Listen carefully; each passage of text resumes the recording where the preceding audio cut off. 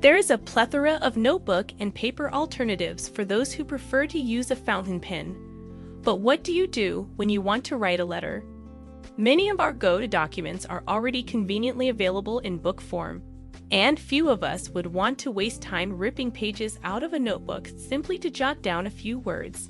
You might as well be in another world if you spend any time perusing notepads.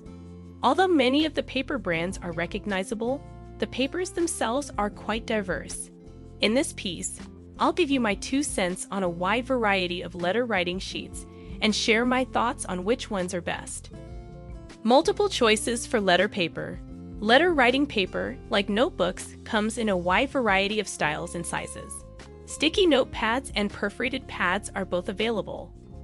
Line spacing and paper color are 2 of the many customization options available.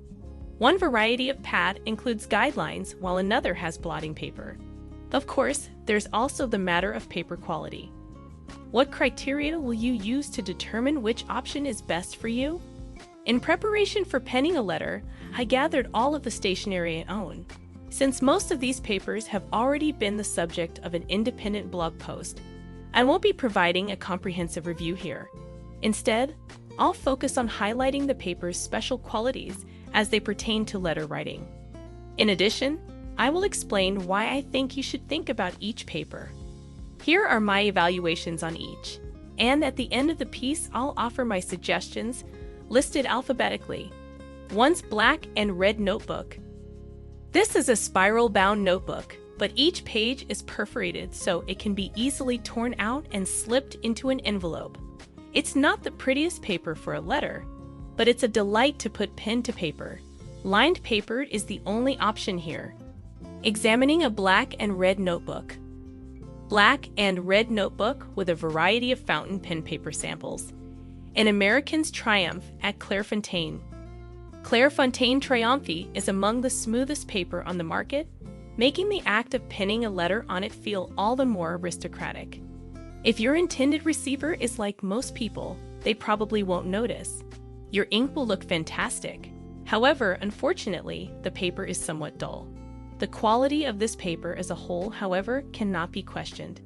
This is great paper if you don't care about presentation and just want to use it for writing. The option of a blank or lined page.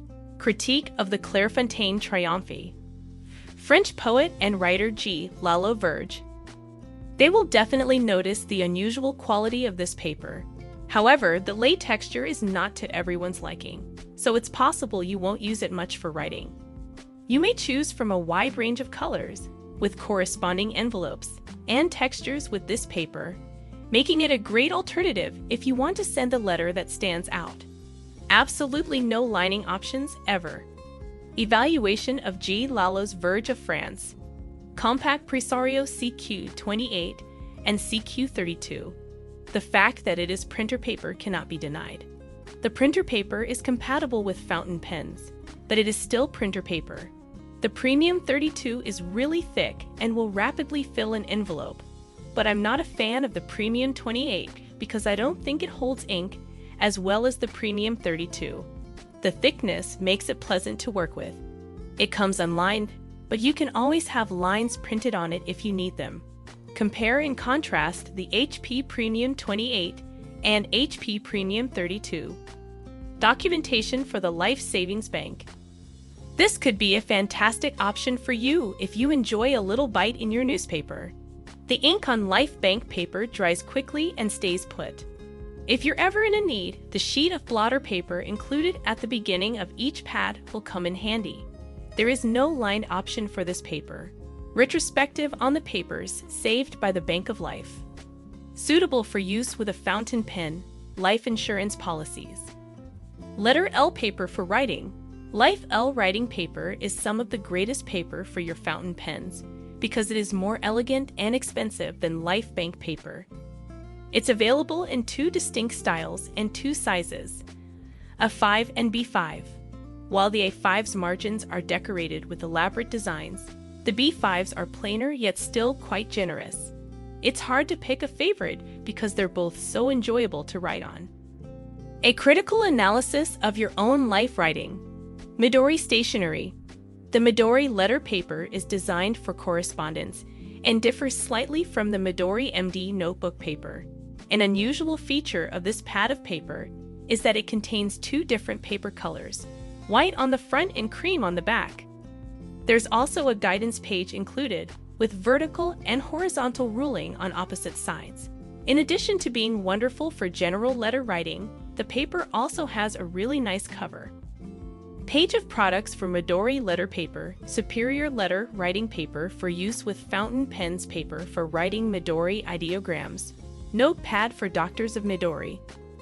We now offer Midori MD paper in a writing pad as well as a notebook for those of you who just can't get enough of it.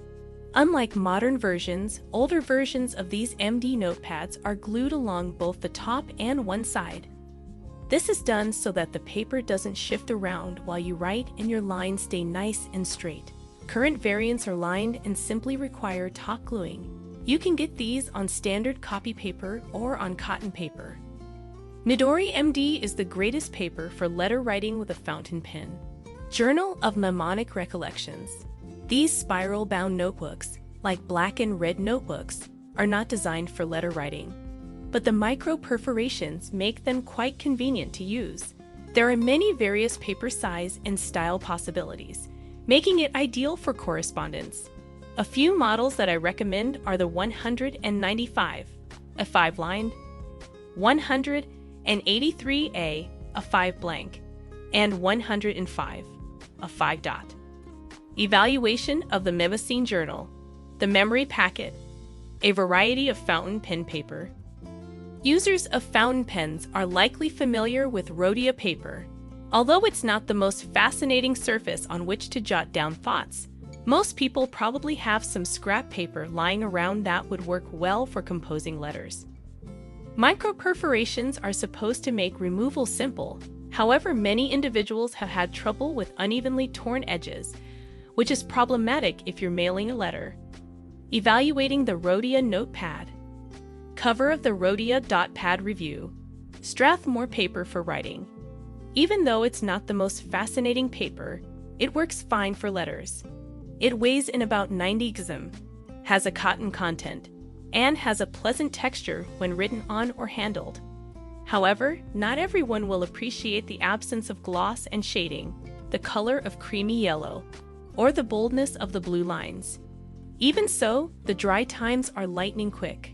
Product detail for Strathmore brand writing paper. Stratford ring paper is the best paper for writing with a fountain pen. GSM 52 and 68 for the Tomoe River.